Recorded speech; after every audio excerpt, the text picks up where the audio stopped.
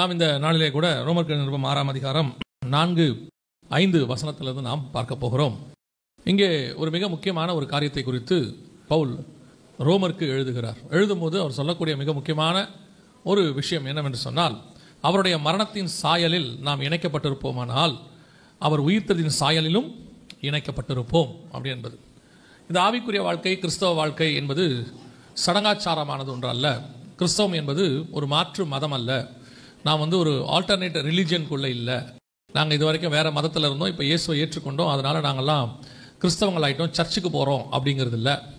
அல்லது கிறிஸ்தவத்தில் இருக்கிறவர்களே இந்த சபை என்பது ஒரு ரிலீஜியஸ் சைட், அதாவது ஒரு மத சம்பிரதாய இடம், நான் இங்கே போய் வாரம் போகணும், ஏதாவது விசேஷத்த நாளுக்கு நான் போகணும் அப்படின்னு சொல்லுகிற இடமும் அல்ல. அப்படி ஒருவேளை நீங்கள் நினைத்திருந்தால் உங்களுடைய நினைப்பு தவறு. கிறிஸ்தவம் அல்லது இயேசு கிறிஸ்துவை ஏற்றுக்கொள்ளுதல் என்பது வேறொரு வாழ்க்கைக்கான அழைப்பு.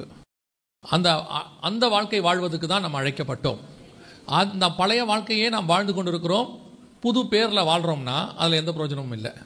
ஞானஸ்தானம் எடுத்து பேர் மாற்றியாச்சு, நாங்கள் இப்போ சர்ச்சுக்கு வர தொடங்கிட்டோம், இயேசுவை கும்பிட ஆரம்பிச்சிட்டோம் அப்படிங்கிறதுனால நீங்கள் கிறிஸ்தவர்கள் ஆகிவிட்டீர்கள் என்றால் இல்லை, அப்படி பைபிள் சொல்லலை. அப்படி ஒரு கிறிஸ்தவ பைபிளில் இல்லவே இல்லை. இங்கே எங்கே நாம் மிஸ்டேக் பண்ணுகிறோம், எங்கே நாம் சில காரியங்களை தவற விடுகிறோம் அப்படின்னு சொல்லி பார்த்தா, ஞானஸ்தானம் என்பது அங்கிருந்தே ஆரம்பிக்குது. இந்த மிஸ்டேக் அங்கிருந்தே ஆரம்பிக்கிறது. ஞானஸ்தானம் என்பது கிறிஸ்தவத்தினுடைய ஒரு சடங்காச்சாரமாய் மாறிவிட்டது. அதாவது நீங்கள் கிறிஸ்டின் ஆகிட்டீங்கன்னா ஞானஸ்தானம் கண்டிப்பாக எடுக்கணும், எடுத்தீங்கன்னா தான் நீங்கள் கிறிஸ்டின் அப்படிங்கிறதான ஒரு இடத்துக்கு வந்துட்டோம். ஆனால் உண்மையிலேயே ஞானஸ்தானத்தினுடைய சாயல்னு ஒன்று சொல்கிறார். இந்த இடத்துல அவர் சொல்கிறாரு, அவருடைய மரணத்துக்குள்ளாக்கும் ஞானஸ்தானத்தினாலே கிறிஸ்துவோட கூட நாம் என்ன செய்யப்பட்டோம், அடக்கம் பண்ணப்பட்டோம் அப்படின்னு இருக்குது. அப்போ ஞானஸ்தானம் என்பது எதற்கான ஒரு காரியம் என்னன்னு கேட்டீங்கன்னா சொன்னால், பழைய லைஃப் ஸ்டைல் மொத்தம் முடிஞ்சு நீங்கள் தண்ணிக்குள்ளே போய் பழைய லைஃப் ஸ்டைல் எல்லாம் முடிஞ்சுட்டு தண்ணிக்கு வெளியே வரும்போது புது லைஃப் ஸ்டைலுக்குள்ளே வரீங்க, புது வாழ்க்கைக்குள்ளே வரீங்க.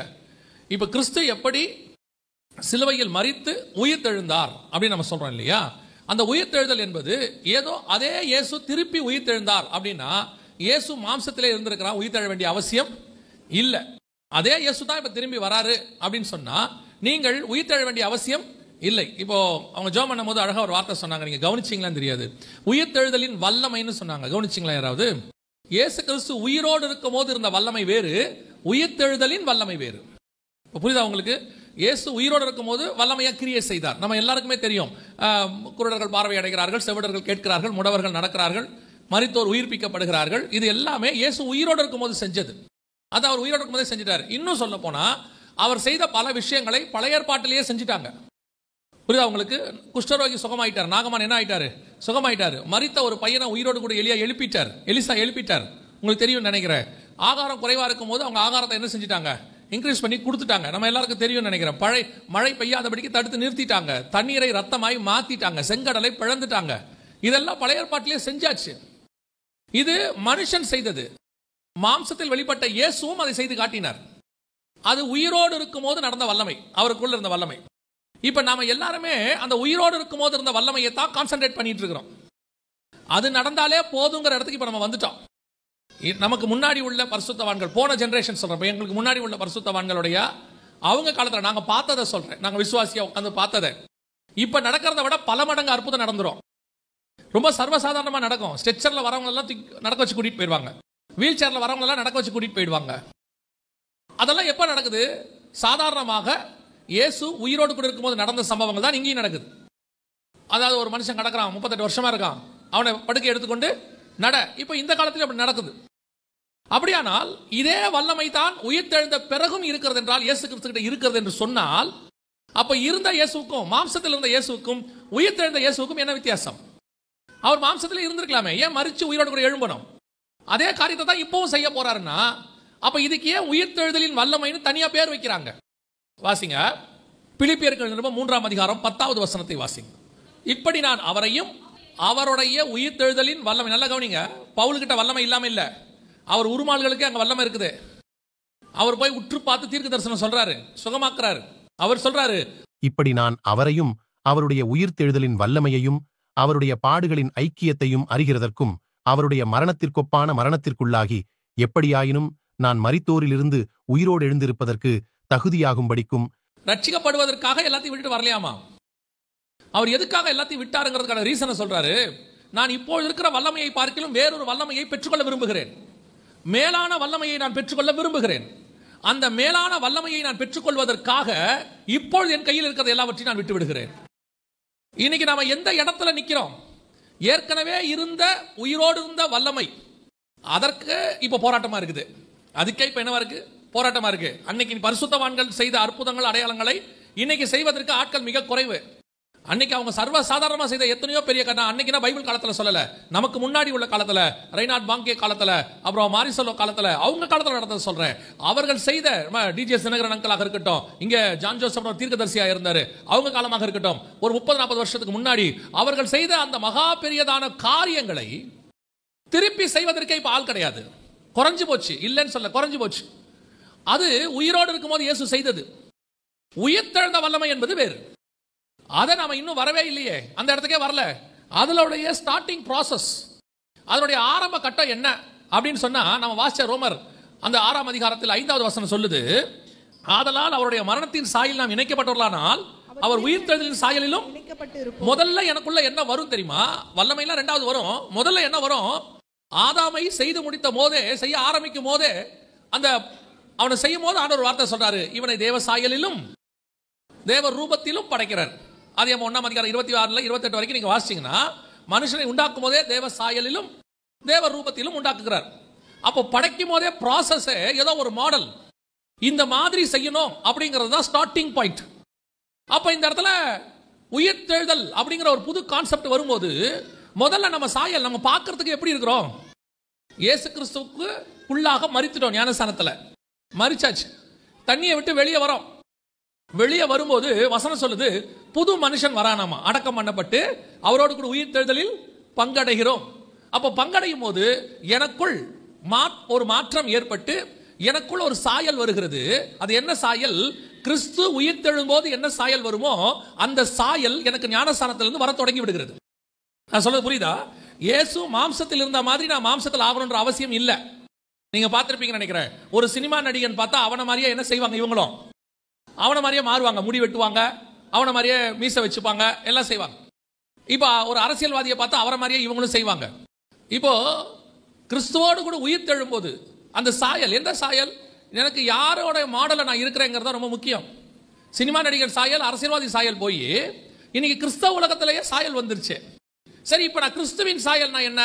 எனக்கு தெரிஞ்ச இயேசுவின் சாயல் என்ன அப்படின்னு கேட்டா, அவரை மாதிரி நீளமா முடி வளர்த்துக்கிட்டு, தாடி வளர்த்துக்கிட்டு, அப்படியே ஒரு பாவம் போல முகத்தை வச்சுக்கிட்டு, ஏன்னா வரைஞ்ச இயேசு அப்படிதான் இருக்கிறார். நீங்க படத்துல வரைஞ்சிருக்கிற இயேசு அப்படிதான் இருக்கிறார். அப்படி நீங்க பார்த்தபோது இப்போ நீங்க எந்த மாதிரி மாற விரும்புறீங்க? இயேசுவின் சாயலுக்கு ஒப்பாய் மாற விரும்புறேன்னா, ஓ இந்த மாதிரி தான் வரணுமா? இல்ல, இந்த சாயல் இல்ல. வசனம் தெளிவா சொல்லுது, மாம்சத்தில் இருந்த இயேசு கிறிஸ்துவின் சாயல் அல்ல, வெளியரங்கமான அடையாளம் அல்ல. நீங்க வெளியரங்கமா இந்த பூமியில யார மாதிரியுமே மாறாதீங்க, அவசியமே இல்லை. நான் சொல்லக்கூடாது உலக மனுஷனை இல்ல, ஆவிக்குரியவர்களை கூட இவரை மாதிரி வரணுங்க, இவரை மாதிரி. சிலர் சொல்லுவாங்க என்கிட்ட வந்து, அவரை மாதிரி பாடணுங்க. நான் சொல்ல வேணாம், அவரோட நல்லா பாடுங்க. அவர் இப்ப நல்லா பாடிட்டு இருக்காருல்ல, இப்ப நீங்க என்ன செய்யுங்க, அவரை விட நல்லா பாடுங்க. ஏன் அவரை மாதிரி? அவர் தான் ஒருத்தர் இருக்கிறாரு, மோசே மாதிரி வரணும். மோசே தான் வந்துட்டாரு, நீங்க வேற. ஒரு மோசே தான் பைபிள்ல, ஒரு யோசுவா தான் பைபிள்ல, ஒரு பேதுரு தான், ஒரு பவுல் தான். அதே மாதிரி நீங்க ஒருத்தர் தான். உங்க சாயல் ஒன்னு இருக்கு. உங்க சாயல் எது? கிறிஸ்துவின் சாயலுக்கு ஒப்பான சாயல். மாம்சத்தில் வந்த இயேசு கிறிஸ்துவின் சாயல் அல்ல. திருப்பியும் சொல்றேன், மாம்சத்தில் வந்த இயேசு கிறிஸ்துவினுடைய சாயல் அல்ல, உயிர்த்தெழுதலின் சாயலை அடையும்படிக்கு.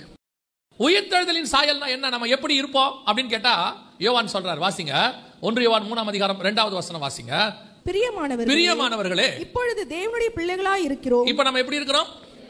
ஏற்றுக்கொண்டவர் எத்தனை பேரோ அத்தனை பேரும் தேவனுடைய பிள்ளைகளாகும்படிக்கு அதிகாரம் கொடுத்தார். இப்பொழுது நாம் பிள்ளைகளாக இருக்கிறோம். இனி எவ்விதமாய் இருப்போம் என்று இன்னும் வெளிப்படவில்லை. இனி எவ்விதமாய் இருப்போம் என்று வெளிப்படவில்லை. அப்ப நமக்கும் தேவனுக்கும் உள்ளானதான ரிலேஷன்ஷிப்பும் சாயலும் எப்படி இருக்கும்? நமக்கு வெளியரங்கமாகவில்லை. வாசிங்க. அவர் வெளிப்படும் போது யார்? இயேசு கிறிஸ்து பகிரங்கமாகவோ அல்லது ரகசிய வரையில் நாம் எடுத்துக்கொள்ளப்படும் போதோ அவர் வெளிப்படும் போது அவர் இருக்கிற வண்ணமாகவே நாம் அவரை தரிசிப்பதினால் அவருக்கு ஒப்பாக இருப்போம். இதான் சாயல். இப்ப எப்படி இருப்போம் தெரியாது, என்ன மாதிரி இருக்க போகிறோம் தெரியாது. ஆனா ஒண்ணு மட்டும் எனக்கு தெரியும், அவர் சொல்றாரு, ஒண்ணு மட்டும் தெரியும், அவர் எப்படி வரப்போறாரோ அந்த சாயலில் தான் நான் இருக்க போகிறேன். இதுதான் உயிர்த்தெழுதலின் சாயல். இயேசு உயிர்த்தெழுந்து எப்படி பரலோகத்துக்கு போனாரோ அப்படியே வருவார் என்று அப்போஸ்தலர் நடவடிக்கைகள் 1ஆம் அதிகாரத்தில் நம்ம வாசிக்கிறோம் 6 முதல் 9 வசனத்துல. அப்போ இயேசு உயிர் தெழும்போது எப்படி இருந்தாரு?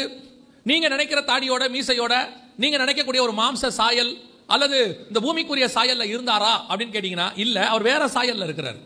யோவான் சுவிசேஷம் 20ஆம் அதிகாரம் 14வது வசனம் வாசிங்க. 14, 15. இவைகளை சொல்லி பின்னாக திரும்பி இயேசு நிற்கிறதை கண்டாள். யாரை பார்க்கறா?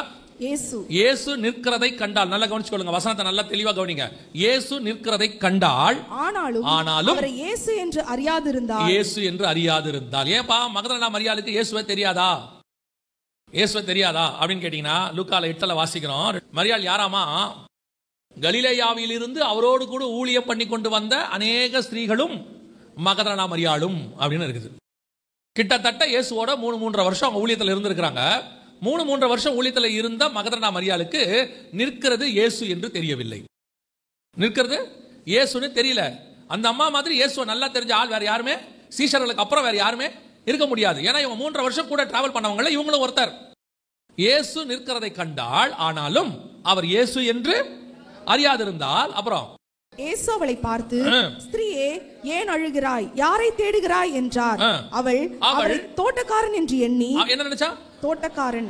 அவர் தோட்டக்காரர் நினைச்சிட்டாலாமா. ஆனால் ஏன் அவள் இயேசுவாக தெரியவில்லை? ஏன் இயேசுவாக தெரியல? பார்க்கிறதுக்கு வேற மாதிரி இருக்கிறாரு.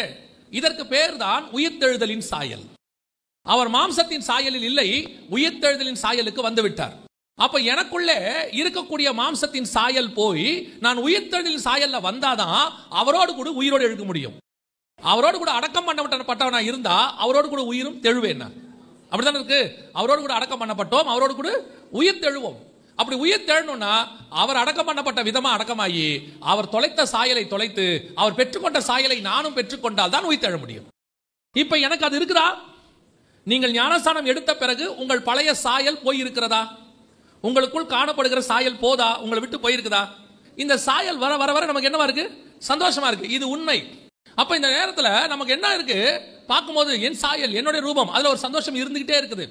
ஆனால் ஒரு நாள் வருகிறோம், நாம் கிறிஸ்துவுக்குள்ளாக மீண்டும் பிறக்கிறோம்.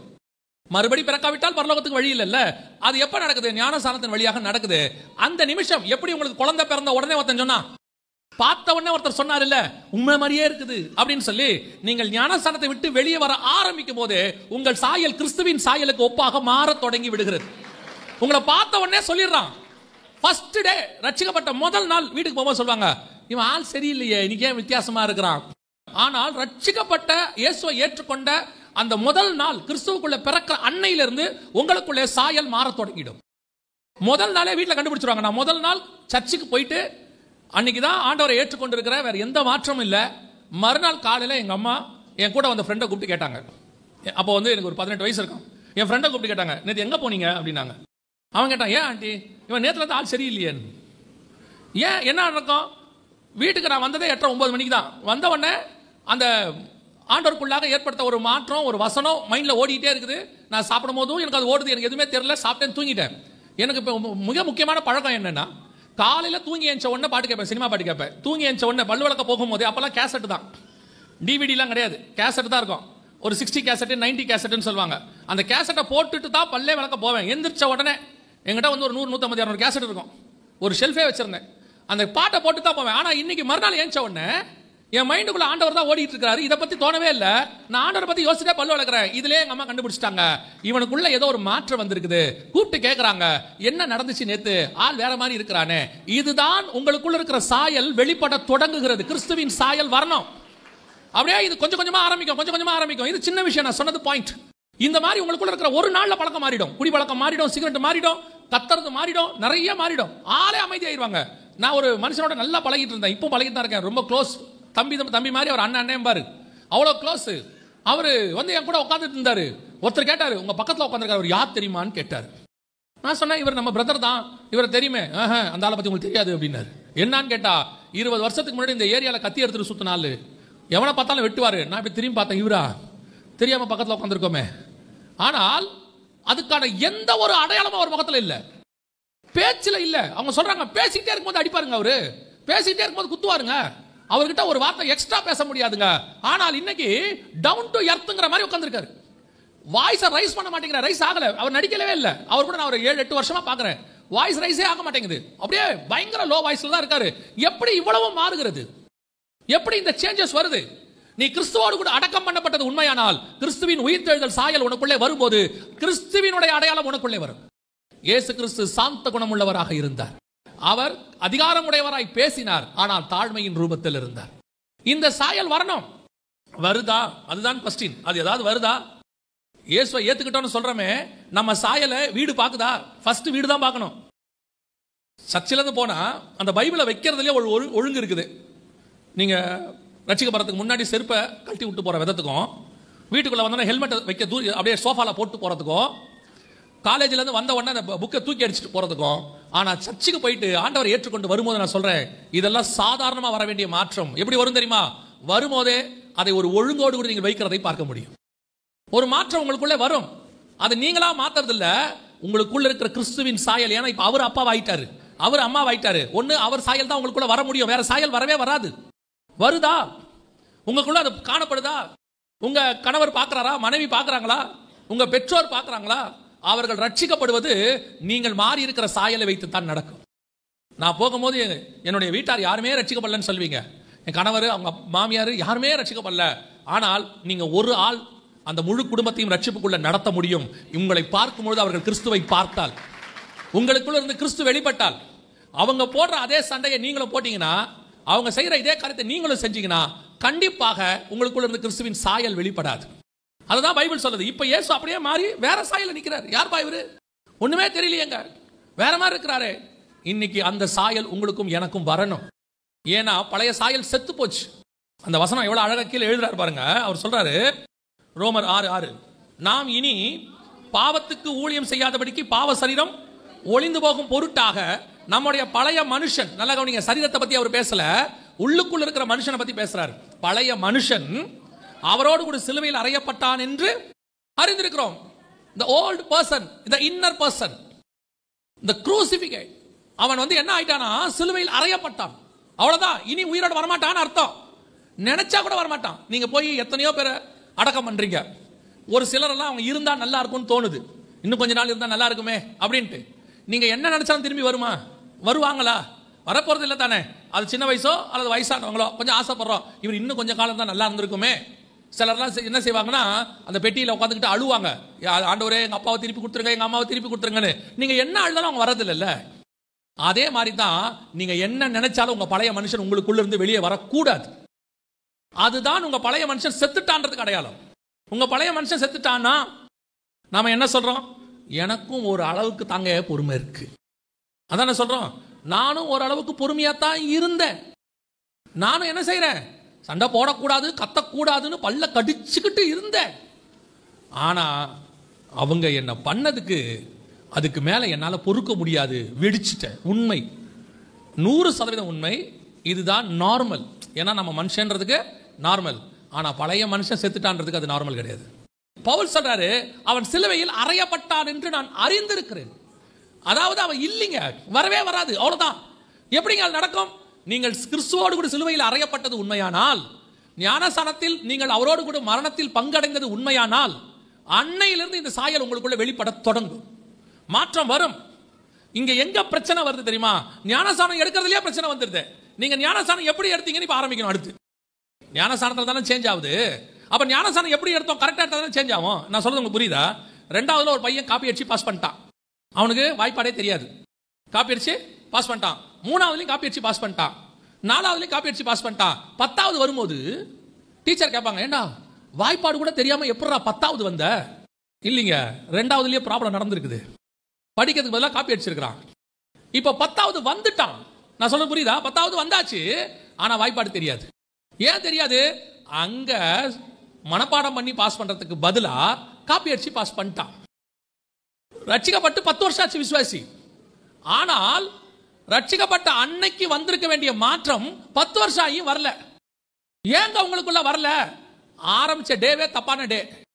ஞானஸ்நானம் கொடுக்கும் போதே நீ சீஷனாகி ஞானஸ்நானம் எடுத்திருந்தால் இந்த 10 வருஷத்தில் நீங்கள் உயிர்த்தெழுதலின் சாயல் உங்களுக்குள்ளே வந்திருக்கும். நான் ஞானஸ்நானம் எடுக்கும்போது எப்படி எடுத்தேன்? நான் சீஷனாகி எடுக்கல. அதனாலதான் ஆண்டவர் தெளிவா சொல்வாரு, நீங்கள் போய் பிதா குமாரன் பரிசுத்தாவின் நாமத்தினாலே சீஷராக்கி ஞானஸ்தானம் கொடுங்கள். இந்த சீசன் ஆகாம நீங்க எடுத்துட்டீங்க. அது என்ன சீசன் ஆகாம எடுக்கிறது? நான் கிறிஸ்டின், உள்ளுக்குள்ள ஒரு மாற்றம் இல்லை. 6 மாசமா சர்ச்சுக்கு வரேன், ஞானஸ்தானம் எடுத்தாச்சு. 1 வருஷமா சர்ச்சுக்கு வரேன், ஞானஸ்தானம் எடுத்தாச்சு. உங்களுக்குள்ள சேஞ்சஸ் இருக்குதா? மாறி இருக்கிறீங்களா? சீசன் ஆனீங்களா? யார் சீசன்? சிலுவையை எடுத்துக்கொண்டு வருகிறவன் தான் சீசன். ஒரு தீர்மானம் வந்திருக்குதா? நான் சாகணுங்கிற எண்ணம் வந்திருக்குதா? இனி செத்தாலும் கிறிஸ்துவ விட்டு போக மாட்டேன்னு சொல்றானா? இனி நாங்கள் வேறு யார் இடத்துல போவோம், நித்திய ஜீவ வசனங்கள் உம்மிடத்துல உண்டு மாறுறானா? அவன் எடுக்க வேண்டியதுதான் ஞானஸ்தானம். இங்க ஞானஸ்தானம் சடங்காச்சாரமா எடுத்து ஒரு மாற்றமும் இல்லாம அவன் கேட்ட பாருங்க, நான் 10 வருஷத்துக்கு முன்னாடியே ஞானஸ்தானம் எடுத்தேன், இன்னும் கன்னிங்னஸ் போகல, இன்னும் உள்ளுக்குள்ள இருக்கிற மைண்ட் மாறல, லஞ்சம் வாங்குற சுபாவம் போகல, இன்னும் கோபம் போகல, மூர்க்கம் போகல, இச்சை போகல, எதுவும் போகல. ஆனா 10 வருஷம் விசுவாசி. பாஸ்டர் என்ன நம்புறாங்க? அவர் 10 வருஷமா சர்ச்சுக்கு வராரு, நல்ல பிலீவர். நோ சேஞ்சஸ், ஒரு மாற்றமும் இல்லை. நீ எங்க மாற தொடங்கி இருக்கணும் தெரியுமா? என்னைக்கு கிறிஸ்துவோடு கூட தண்ணிக்கு உள்ள போய் மரிச்சீங்களோ, வெளியே வரும்போது நீ இன்னாருடைய மகன் அல்ல, இன்னாருடைய கணவன் அல்ல, இன்னாருடைய மனைவி அல்ல, நீ தேவனுடைய குமாரனாக வெளிப்பட்டு இருக்க வேண்டும். அன்னைக்கு அந்த சாயல் மாற தொடங்கி இருக்கணும். இனி நான் அல்ல, ஜீவிப்பது கிறிஸ்துவே. இது வந்துச்சா, இதற்கு பேர் தான் கிறிஸ்துவின் சாயல் தொடங்குறது. உங்க பார்வையில சாயல் வரும், உங்களுடைய பேச்சில் சாயல் வரும், உங்க சிந்தனையில சாயல் வரும். இயேசு எப்படி பார்த்தாரோ அப்படி நான் பார்ப்பேன், இயேசு எப்படி பேசினாரோ அப்படி நான். அதனால தான் பவுல் தைரியமா சொல்றான், நான் கிறிஸ்துவை பின்பற்றுகிறது போல நீங்கள் என்னை பின்பற்றுங்கள். ஏன்? நான் கொஞ்சம் குறைய கிறிஸ்துவின் பாடுகளில் பட்டுவிட்டேன், நான் கொஞ்சம் குறைய கிறிஸ்துவுக்கு ஈக்குவலாக மாறிக்கொண்டிருக்கிறேன். கிறிஸ்துவாக முடியாது, கொஞ்சம் மாறி இருக்க, தைரியமா என்ன ஃபாலோ பண்ணுங்க, நான் கிறிஸ்துவ போவேன், நீங்களும் கிறிஸ்துவ போகலாம். இந்த சாயல் வெளிப்பட்டிருக்குதா? எந்த சபையும் எந்த ஊழியக்காரனும் எந்த ஊழியமும் கண்டிப்பாக உன்னை பரலோகத்துக்கு கூட்டிட்டு போவேன் கன்ஃபர்மேஷன் ஒருத்தர் கொடுக்க முடியாது உலகத்துல. அந்த கன்ஃபர்மேஷன் கொடுக்கிற ஒரே ஒரு ஆள் ஆண்டவராக இயேசு கிறிஸ்து ஒருவர் மட்டும் தான் கொடுக்க முடியும். நாங்க அத்தனை பேரும், சபையும் ஊழியனும் சரி, நாங்க ஒன்னு செய்யலாம். என்ன செய்யலாம் தெரியுமா? பரலோகத்துக்கு போகிற வழியை காட்ட முடியும். இதுதான் வழி. சில சபைகள் அதை காட்டுகிறது இல்லை, சில சபைகள் அதை காட்டுகிறது. அந்த வழியை ஃபாலோ பண்ணா போலாம் தான் எங்களால சொல்ல முடியுமே ஒழிய கையை பிடிச்சி உங்களை கூட்டிட்டு போக முடியாது. நீங்க என்ன நினைச்சுக்கிறீங்க? ஒரு சர்ச்சில் மெம்பரா இருந்து தசமா காணிக்க கொடுத்து சந்தா கட்டிட்டா பரலோகத்துக்கு போயிடலான்னு ஒரு மாயையில் இருக்கீங்க. இப்போ சொல்றேன், நீங்க தசமா காணிக்க கொடுத்து ஒரு சர்ச்சில் மெம்பரா இருக்க வேண்டியது அவசியம். சபை கூடி வருவதை விட்டு விடுகிறதோ நீங்கள் விட்டு விடாதீர்கள். சந்தா கட்டுறீங்களோ கட்டலையோ அதுதான் அவங்க சபையினுடைய திட்டம். ஒரு சபையில இணைஞ்சிருக்க வேண்டியது அவசியம். இது எந்த வரைக்கும் உங்களுக்கு உதவி செய்யும் தெரியுமா? கல்றையில இடம் கொடுக்கிற வரைக்கும் உதவி செய்யும். உங்களுக்கு கல்றையில இடம் கொடுத்துருவோம், ஆனா பரலோகத்தில் இடம் கிடைப்பது உங்கள் கையில் தான் இருக்கிறது. நீங்கள் மாறுகிற சாயல்ல தான் இருக்கு. அதே மாதிரி தான் கிறிஸ்தவன் வந்து உட்கார்ந்தாச்சு, சர்ச்சில் மெம்பர் ஆயாச்சு, இன்னும் பழைய மனுஷன் சாகவே இல்லை. கண்களின் இச்சை, ஜீவனத்தின் பெருமை, மாம்சத்தின் இச்சை இன்னும் எல்லாம் இருக்கு. ஆனா 10 வருஷம் விசுவாசி, 5 வருஷம் விசுவாசி. நாங்க இன்றைக்கு மரித்தால் உடனடியாக பரலோகத்தில் எங்கள் கண்கள் திறக்கப்படும். ஆண்டவர் சொல்வாரு, பரலோக கண்ணு மாறாம பூமிக்குரிய கண்ணு பரலோகத்தில் திறக்காது. பரலோகத்துக்கு வேற கண்ணு இருக்குல்ல, அந்த கண்ணு தானே திறக்கணும். இந்த கண்ணு மாறவே இல்லையே. சாயல் மாற வேண்டும். அதைத்தான் இயேசு சொல்றாரு, உன் சாயலுக்கு ஒப்பாக மாறி இருக்கிறதா? உனக்குள்ள இருக்கிற சுபாவம் மாறி இருக்கிறதா? உன்னுடைய பழைய மனுஷன் ஒளிஞ்சிட்டானா? எத்தனை வருஷம் சபையில் இருக்கிறோம் என்பது முக்கியம் அல்ல, எத்தனை வருஷம் கிறிஸ்துவோடு கூட இருக்கிறோம் என்பதுதான் முக்கியம். 40 வருஷம் வனாந்தரத்தில் இருந்த போது மோசே தேவனை தரிசிக்கவில்லை, ஆனா அடுத்த 40 வருஷம் அவன் தேவனை தரிசிக்காமல் இருந்தது இல்லை. நான் எந்த இடத்துல இருக்கிறேன், எப்படி இருக்கிறேன்றதா முக்கியம். எவ்வளவு பெரிய ஆவிக்குரிய சபையா இருக்கட்டும், சொல்லி கொடுக்கிற விஷயத்தை கை கொண்டா மட்டும் தானே நீங்க அந்த இடத்துக்கு வர முடியும். சபைக்கு வந்து என்ன பிரயோஜனம்? என்ன கத்துக்கிட்டீங்க? என்ன மாறி இருக்கீங்க? என்ன சுபாவம் சேஞ்ச் ஆகிருக்குது? உள்ளான மனுஷன் எந்த அளவுக்கு கிறிஸ்துவின் சாயலை உடையவனாய் இருக்கிறான்? இதுதான் கேள்வி. முதலாவதாக பவுல் எழுதுகிறார் 5வது வசனத்துல, எனக்குள் உயிர் தெழுதலின் சாயலில் இணைக்கப்பட்டிருக்கணும். இரண்டாவது இன்னொரு காரியம் இருக்கு, அதை சொல்லிட்டு முடிக்கிற. வாசிங்க 4வது வசனத்தை வாசிங்க. மேலும் பிதாவின் மகிமையினாலே கிறிஸ்து மரித்தோரிலிருந்து எழுப்பப்பட்டது போல நாமும் புதிதான ஜீவன் உள்ளவர்களாய் நடந்து கொள்ளும்படிக்கு அவருடைய மரணத்துக்குள்ளாக்கும் ஞானஸ்நானத்தினாலே கிறிஸ்துவுடனே கூட அடக்கம் பண்ணப்பட்டோம். இந்த சாயல் எனக்கு வெளிப்படுது இல்ல, அதுக்கு முன்னாடி இன்னொன்னு எனக்குள்ள வரணுங்கிறாரு. என்ன வரணும் தெரியுமா? புதிதான ஜீவன். புதிதான ஜீவன் வரணும். இப்ப எனக்குள்ள இருக்கிற ஜீவன் பழைய ஜீவன். பார்த்துருக்கீங்களா? எப்படிங்க புதிதான ஜீவன் பழைய ஜீவன்? உங்களுக்கு தெரிஞ்ச வசனங்கள் தான் எல்லாமே, ஆனால் நம்ம அதை சீரியஸாக எடுத்துக்கிறது அவ்வளோதான். நீங்கள் உயிர் இப்போ ஒரு குழந்தை உருவாகுது, புரியுதா? ஒரு குழந்தை வயிற்றுல உருவாகுது. நீங்கள் போன உடனே என்ன சொல்கிறாங்க? பேபி இருக்குது, 12 வீக்ஸ் 14 வீக்ஸ் அப்படின்னு சொல்கிறாங்க.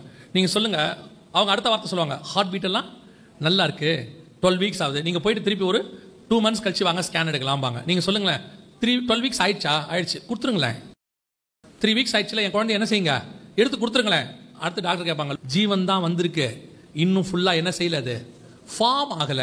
அது மொத்தமா ஃபார்ம் ஆகி வெளியே வரும். ஆனா ஃபர்ஸ்ட் வர வேண்டியது ஜீவன். இது முழுசா ஃபார்ம் ஆகி ஜீவன் இல்லாவிட்டால் அது பிண்டம். புரியுதா? அது பிண்டம். அந்த ஜீவன் வந்து முழுசா ஃபார்ம் ஆகாம வெளியே எடுத்துட்டீங்கனாலும் புறப்பிரசவம். ஜீவனும் புதிதா இருக்கணும், சரீரமும் ஃபுல்ஃபில் ஆகணும். ரெண்டும் சேர்ந்து ஒழுங்கா வெளியே வந்தாதான் முழுமையான பிறப்பு. அப்போ கிறிஸ்துவுக்குள்ள நீங்க முழுமையா உயிர்த்தெழுதல் வருதுன்னா உங்களுக்குள்ள சாயல், புது சாயல் வரது ஒரு பக்கம், அது நடக்கணும் கண்டிப்பா. அதோட கூட உள்ள என்ன வரணும்? கிறிஸ்துவின் ஜீவன் வரணும். எனக்குள்ள வந்திருக்கிறது என் தகப்பன் தாய் கொடுத்த ஜீவன். இந்த ஜீவன் அவங்க மூலமா ஏற்படுத்தப்பட்டது. இந்த ஜீவன் இருக்குது இல்லையா, இந்த சரீரத்துக்குரிய ஜீவன், இது ஒரு நாள் 70 80 பலத்தின் மிகுதினால் 80 இந்த பழைய ஜீவன் கண்டிப்பாக போகும். எனக்குள்ள பழைய ஜீவன் இந்த சரீரத்துக்குரியது என்ன செய்யும்? போகும். மாம்சத்தின் உயிர் எதுல இருக்கு? ரத்தத்தில் இருக்கிறது. மாம்சமும் ரத்தமும் பரலோக ராஜ்யத்தை சுதந்திரிக்காது. அப்போ மாம்சமும் ரத்தமும் முடிவடைஞ்சிருச்சுன்னா ஜீவன் முடிஞ்சிருச்சுன்னு அர்த்தம். வசனம் புரியுதா உங்களுக்கு? லேவியராகமத்தின் புத்தகம் 17ஆம் அதிகாரம் 14. சகல மாம்சத்துக்கும் இரத்தம் உயிராயிருக்கிறது, இரத்தம் ஜீவனுக்கு சமானம். ஆகையால் எந்த மாம்சத்தின் இரத்தத்தையும் புசிக்க வேண்டாம். சகல மாம்சத்தின் உயிரும் அதன் இரத்தம் தானே, அதை புசிக்கிற எவனும் அறுப்புண்டு போவான் என்று இஸ்ரவேல் புத்திரருக்கு சொன்னேன். அப்போ வசனம் தெளிவா சொல்லுது, மாம்சத்தின் உயிர் எதுல இருக்கிறது? ரத்தத்தில் இருக்கிறது. அப்பனா 11வது வசனம் வாசிங்க. 11 17 11. மாம்சத்தின் உயிர் ரத்தத்தில் நேரடியா இருக்கு வசனம். மாம்சத்தின் உயிர் ரத்தத்தில் இருக்கிறது. அப்போ ரத்தமோ மாம்சமோ இருந்தாதான் உயிர் இருக்கும். இந்த உயிர் இருக்கும். இந்த மாம்சமோ ரத்தமோ போயிருச்சுன்னா உயிர் போயிடும். இது வந்து ஒரு பூமிக்குரிய அமைப்பு, செட்டப். இப்ப எனக்குள்ள புதிதான ஜீவன் வரணும், என்ன பண்ணணும் தெரியுமா? என் மாம்சத்தில் வந்த உயிர் இந்த மாம்சத்தோடு கூட பூமியில் முடிந்து போகும். என் உயிர் புதிய ஜீவனாய் மாறும். எப்பொழுது? நான் கிறிஸ்துவுக்குள் பிறக்கும் பொழுது அவருடைய ஜீவன் எனக்குள் வரும். ஆதாம் ஏவாள் இணையும் போது அவர்களுக்குள் மரணம் இருந்தது, பழம் சாப்பிட்டதுனால. அதனால அவங்களுக்குள்ள இருந்து வந்த எல்லா உயிருக்குள்ளேயும் என்ன இருந்தது? மரணம் இருந்துச்சு. அந்த உயிருக்கு ஒரு எக்ஸ்பைரி டேட் இருக்கு. ஆதாம் காலத்துல 900, அப்புறம் ஏபேர் காலத்துல, சேம் காலத்துல 400, ஏபேர் காலத்துல 200, அப்புறம் நோவா காலத்துல 120, அதற்கு பிறகு ஆபிரகாம் காலத்துக்கு முன்னே மோசே கிட்ட சொல்லிட்டாரு 120, அப்புறம் மோசே கிட்ட சொன்னார் 70 பலத்தின் மிகுதினால் 80. எக்ஸ்பைரி டேட் இருக்கு. இது என் தாய் தகப்பன் வழியாக வந்த ஜீவன் எனக்கு.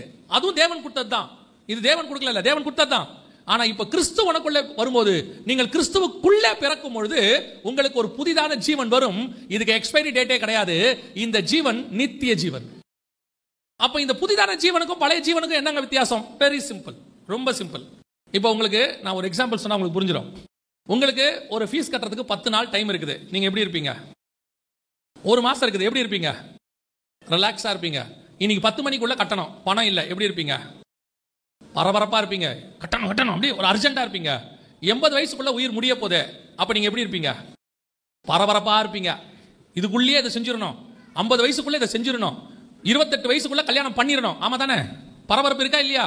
பொண்ணுக்கு 25 தாண்டிடுச்சுன்னா உங்களுக்கு பக்குன்னு இருக்குல்ல. அடுத்து 40 50க்குள்ள ஒரு வீடு கட்டிடணும். ஒரு அர்ஜென்ட் இருக்குல்ல. 58க்குள்ள செட்டில் ஆயிடணும். வேலை, அந்த வேலையை முடிக்கிறதுக்குள்ள என்ன செஞ்சிடணும்? லைஃப்ல செட்டில் ஆகி ஒரு வீடு கட்டி 60க்கு மேல என்ன பண்ணுவீங்க? ஈஸி சேர் போட்டு வாசல்ல உட்காந்து பேரப்பிள்ளைகளோட விளையாடணும். இப்படின்னு ஒரு செட்டப் இருக்குல்ல. அது இந்த ஜீவனுக்குரிய செட்டப். புதிதான ஜீவன் ஒன்று வருது இல்ல, அது இதை எதை பத்தியுமே கவலைப்படாது. அது வேறொன்றை குறித்து கவலைப்படும். எனக்கு ஒன்று நியமிக்கப்பட்டிருக்கிறது, அதை நான் வாஞ்சையாய் தொடர்கிறேன், நான் சீக்கிரம் அங்க போகணும். அதுக்கு அர்ஜென்ட் படும், இதுக்கு அர்ஜென்ட் படாது. இங்க என்ன ஆனாலும் அது கவலையும் படாது. கல்யாணம் ஆனாலும் சரி, ஆகா விட்டாலும் சரி, நாங்கள் எதிர்பார்க்கிற வீடு கிடைச்சாலும் சரி, வீடு கிடைக்கா விட்டாலும் சரி, என்னுடைய வாஞ்சை முழுக்க எதை பத்தி இருக்கும் தெரியுமா? ஆண்டவர் எனக்கு ஒரு அழிவில்லாத சரீரம் வச்சிருக்கிறாரு, எனக்கு ஒரு ராஜ்யத்தை கட்டி கொண்டிருக்கிறார், எனக்கு ஒரு வாசஸ்தலத்தை வச்சுக்கிட்டு இருக்காரு, அங்கே எனக்கு அழிவில்லை. அதன் மேல வாஞ்சை வந்துடும். ஜீவனுக்கு வருதா? உங்க ஜீவன் அதை விரும்புகிறதா, இதை விரும்புகிறதா?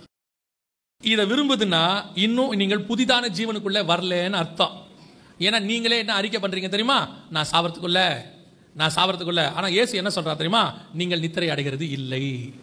ஆண்டவர் சொல்றாரு, நீதான் சாவ மாட்டிய. அப்ப இங்க மரணம் வருது. இது மரணமே இல்லை, அது பழைய சரீரத்துக்கு உண்டான மரணம். புதிய ஜீவன் உனக்கு கொடுக்கப்பட்டாகி விட்டது. புதிய சரீரம் அங்கே உருவாகி கொண்டிருக்கிறது. உன்னை கொண்டு போய் அந்த புதிய சரீரத்தில் வைக்க வேண்டிய நேரம் ஃபார்ம் ஆயிடுச்சுனா, பாடி ஃபார்ம் ஆயிடுச்சுனா, எப்படி பிள்ளைய வெளியே எடுத்துருவோமோ அதே மாதிரி நமக்குரியது அங்க ஃபார்ம் ஆயிடுச்சுனா கர்த்தர் வெளியே எடுத்து கொண்டு போய் அங்க வச்சிருவார். அங்கே ஆணும் இல்லை, பெண்ணும் இல்லை, கொள்வினை இல்லை, கொடுப்பினை இல்லை. அந்த உலகம் வேறொரு உலகம். அதை வாஞ்சிக்கிறோமா? அதனாலதான் பவுல் சொல்றாரு, நான் உன்னை பார்த்துட்டேன், அதை நான் வாஞ்சையாய் தொடருகிறேன். உண்மையாய் பரலோகத்தை பார்த்தவன் எவனும் பூமியில் எது மேலையும் ஆசைப்படவே மாட்டான். அவனுக்கு பூமி மேல ஆசை வரவே வராது. ஏன் வராது தெரியுமா? அவன் பார்த்தது இது எல்லாத்த விட இந்த பூமி கிட்டத்தட்ட நம்ம கணக்குக்கு ஜீவன்கள் உருவாகி 6000 வருஷம் ஆயிடுச்சு. நாசமாய் கிடக்கு பூமி. 6000 வருஷம் பூமி எப்படி இருக்குது? நாசமா இருக்கு. இந்த நாசமான பூமியோட கம்பேர் பண்ணீங்கன்னா பரலோகம் லட்சம் கோடி மடங்கு ட்ரில்லியன் மடங்கு பெருசு. அவ்வளோ அழகு. அதை ஒருத்தன் பார்த்துட்டான்னா இது மேல அவனுக்கு ஆசை வரவே வராது. நான் பரலோகத்தை பார்த்தேன், பிதாவை பார்த்தேன், இயேசுவை பார்த்தேன்னு சொல்லிவிட்டு இங்க ஒரு கிரவுண்ட் பார்த்தேன், நான் வாங்க வேண்டியது அவசியமா இருக்கிறது. இந்த கிரவுண்டை நீங்கள் வாங்குவதற்கு ஜெபம் பண்ணுங்கன்னா, இவன் கிரவுண்டை மட்டும்தான் பார்த்தவன், பிதாவை பார்த்தவன் கிடையாது. நான் இயேசுவை பார்த்தவன் கிடையாது. இயேசுவை பார்த்தவனுக்கு இந்த கிரவுண்ட் மேல ஆசை வராது. அப்ப கிரவுண்ட் தேவையில்லையா? தேவைப்பட்டால் பரல பூமியும் அது நிறைவும் கர்த்தருடையது. நமக்கு 6க்கு 4 ரெடி பண்ணி வச்ச ஆண்டவர் 60க்கு 40 ரெடி பண்ண மாட்டாரா? இன்னைக்கு 6க்கு 4 ரெடியா இருக்குல்ல, 60க்கு 40 கொடுத்துட்டு போறாரு, 600க்கு 400 வேணா கொடுத்துட்டு போறாரு. ஆனால் என்னுடைய பார்வை எதை நோக்கி இருக்கும் தெரியுமா? தேவனை நோக்கி இருக்கும். என்னுடைய வாஞ்சை அதை நோக்கி தான் இருக்கும். அதை தான் நான் வாஞ்சையாய் தொடர்கிறேன் என்று எனக்கு ஒன்று நியமிக்கப்பட்டிருக்கிறது. ஏன்? அழிவுள்ளதான இது அழியாமையையும், சாவுக்கு ஏதுவான இது சாவாமையும் தரித்து கொள்ளும். அதை நோக்கித்தான் நான் ஓடிக்கிட்டு இருக்கிறேன். இப்போ யோசிச்சு பாருங்க, நீங்க ஒரு வாடகை வீட்டை இருக்கீங்க, அது வந்து ஒரு நல்ல ஒரு சாதாரண வீடு, சிங்கிள் பெட்ரூம் வீடுன்னு வச்சுக்கோங்க. நீங்க இருக்கீங்க, இங்க எல்லா வசதியும் இருக்கு சிங்கிள் பெட்ரூம்ல. கணவர் சொல்றாரு உங்ககிட்ட வந்து, அம்மா உனக்காக நான் பாண்டிச்சேரிக்கு வெளியே அவுட்டர்ல நல்ல 4 கிரவுண்ட்ல ஒரு வீடு கட்டிட்டு இருக்கிறேன், சுத்தி தோட்டம் வச்சிருக்கிறேன், ஸ்விம்மிங் பூல் போட்டிருக்கிறேன், உள்ளுக்குள்ள எல்லாமே வெளிநாட்டுல இருந்து கொண்டு வந்திருக்கிறேன். இந்த அம்மா கேட்கும், எப்ப என்ன கொண்டு போய் காட்டுவீங்க? அவர் சொல்வாரு, உன் பர்த்டே அன்னைக்கு கட்டி முடிச்சிடுவோம், அதுக்குள்ள கூட்டிட்டு போய் காட்டுறேன். இப்போ உங்களுடைய வாஞ்சை எல்லாம் எது மேல இருக்கும்? பர்த்டே மேலையும். நான் அதை பார்க்கறதுக்கு தானே இருக்கும். எப்போ பர்த்டே வரும், எப்போ அந்த வீட்டை பார்ப்போம். ஏன்? என் இருதயம் முழுக்க இப்போ எதுவும் ஆயிருச்சு, எனக்கு எங்க வீட்டுக்காரர் கட்டிக்கிட்டு இருக்கக்கூடியதான அந்த மாளிகையில போய் சகல வசதியோட சந்தோஷமா நிம்மதியா வாழ்றதுல என் இருதயம் ஆக்குப்பை ஆயிடுச்சு. அதுக்கப்புறம் இங்க என்ன கொடுத்தாலும் என் இருதயம் விரும்பாது. ஒருத்தர் வந்து சொல்வாரு, நல்ல வாசல்ல அழகா டெக்கரேட் பண்ற ஒரு பல்பு மாட்டணும், 2000 ரூபாய். வேணாம். ஏன்? இன்னும் 3 மாசத்துல வாங்கிக்கிற. அங்க வீட்டுக்கு நாங்க வைக்கிறோம், இந்த வீட்டுல நாங்க எதுவும் செய்ய மாட்டோம். ஏன்? இது சும்மா ஒரு 3 மாசம். இதற்கே நாம் இவ்வளவு கான்சியஸா விருப்பமா இருப்போமானால் 2000 வருஷமாய் நமக்கு ஒரு வீட்டை கர்த்தர் கட்டி கொண்டிருக்கிறார். நமக்கு ஏத்ததை கட்டி கொண்டிருக்கிறார். நாம் இன்னும் பார்க்கல, நம்ம மனவாளம் தான் கட்டிக்கிட்டு இருக்கிறாரு, காட்டல. ஆனா அவர் சொல்லிட்டாரு, நீ கரெக்டா பிறக்கும் போது உன் பர்த்டே அன்னைக்கு கொண்டு போய் வச்சிருவேன்ட்டாரு. நீ புதிய ஜீவனை பெற்றுக்கொள்ளும் பொழுது உனக்கு அது கிடைக்கும்னு சொல்லிட்டாரு. இப்ப நம்முடைய வாஞ்சை எது மேல இருக்கணும் தெரியுமா? நான் எப்போ போய் அதை பார்ப்பேன்னு தோணிட்டே இருக்கணும். அந்த வாஞ்சை வந்தவனுக்கு இங்க இருக்கிறது மேல என்ன வராது? அந்த ஒரு பிடிப்பு வராது. தேவை உண்டு. 3 மாசம் கழிச்சு எங்க வீட்டுக்காரர் போகிற வீட்டுக்கு நான் போறேன்ட்டு இன்னைக்கு சாப்பிடாம இருப்பீங்களா? அந்த மாதிரி இந்த பூமியில இருக்கிற வரைக்கும் என்ன தேவையோ அதை தேவன் கொடுத்து கொண்டே இருப்பார். இது எல்லாம் இங்க நீடு. உங்களுக்கு சொல்றேன், இது இங்க எல்லாமே நீட்னா தேவை. இங்க இருக்கிறது எதுவுமே ஆசீர்வாதம் கிடையாது, தேவை. உண்மையான ஆசீர்வாதம் இனி வருகிறதா இருக்கிறது, அதுதான் மெய்யான ஆசீர்வாதம். இப்ப நம்ம அந்த ஆசீர்வாதத்துக்காக பிறந்திருக்கிறோமா? இது யாருக்கு கிடைக்கும்? புதிய ஜீவனுக்கு வந்தா அந்த பாடி கிடைக்கும். புதிய ஜீவன் வந்தாதான் அந்த பாடி உருவாகும். ஜீவனே இல்லாம பாடி உருவாகி பிரயோஜனம் இல்லைல்ல. அவங்க என்ன சொல்லுவாங்க? ஹார்ட் பீட்டே இல்லைங்க குழந்தைக்கு, பேசாம நீங்க என்ன பண்ணிருங்க, அதை ரிமூவ் பண்ணிடுறீங்களா? வயிற்றுக்குள்ள இருந்தா ரொம்ப மோசம், உங்க உடம்பை கெடுத்துரும். ஜீவன் இல்ல. அந்த ஜீவன் வந்தாதான் பாடிக்கு மரியாதை. ஜீவன் வந்துருச்சு, அப்பதான் ஜீவன் வந்துருச்சே கொடுத்துறீங்களா? இல்ல, அந்த பாடி ஃபுல்ஃபில் ஆகணும். ரெண்டும் ஒன்னா சேர்ந்து ஒரு நாள் அந்த பனிக்கூடத்துல இருந்து வெடிச்சு வெளியே வரும். அப்பொழுது பார்க்கறதுக்கு அந்த தகப்பனுடைய தாயோடைய சாயல் இருக்கும். அதே மாதிரி தான் நீங்களும் நானும் புதிய ஜீவனையும் புதிய சாயலையும் அடைந்து கிறிஸ்துவுக்குள்ளாக பிறந்து வெளியே வரும்போது அந்த தகப்பனின் சாயல் நமக்குள்ளே காணப்படும். இப்ப நம்ம ஆயத்தமா இருக்கிறோம் அதுக்கு? இது உங்களுக்குள்ள வந்திருக்குதா? இன்னும் பழைய சாயல் மேலேயே தான் ஆசை இருக்குதா? இன்னும் அதையே தான் வாஞ்சிக்கிறீங்களா? அவரை மாதிரி பணக்காரன் ஆகணும், இவரை மாதிரி கோடீஸ்வரன் ஆகணும், அவரை மாதிரி வீடு கட்டணும், இதே மாதிரி ஒரு கார் வாங்கணும், அதே மாதிரி ஒரு சர்ச்சு கட்டணும், அதே மாதிரி ஒரு கிரவுண்ட் வாங்கணும், இதே மாதிரி ஒரு தோட்டம் போடணும், அந்த மாதிரி ஒரு Dress வாங்கிடணும், சாகறதுக்குள்ள எப்படியாவது சிவப்பு கல் வச்சு ஒரு கம்மல் போட்டுறணும், சாகறதுக்குள்ள ஒரு செல்போன் வாங்கிடணும். இன்னும் உனக்கு பழைய சாயல் இருக்கு. அப்ப இதெல்லாம் ஆசைப்பட வேணாமா? நீ அதினதின் காலத்தில் உங்களுக்கு எல்லாம் நேர்த்தியாய் கொடுக்கப்படும்.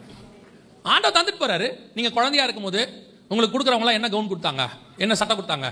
யாராவது கொண்டு வந்து 44 சைஸ் கொடுத்தாங்களா உங்களுக்கு? உங்களை பார்க்க வந்தவங்க யாராவது 44 சட்டை கொடுத்தாங்களா?